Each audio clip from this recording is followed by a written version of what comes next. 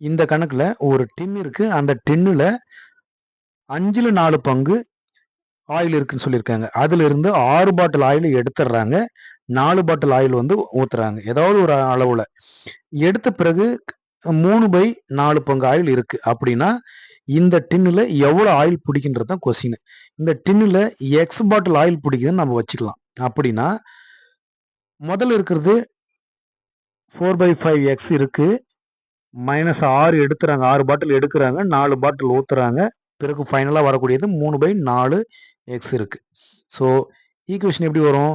4/5 X minus 3/4 X equal to 2ன்னு வரும்.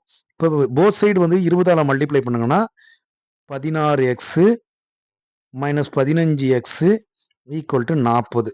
So X is equal to 40. So 40 bottle oil வந்து பிடிக்கும். So answer C.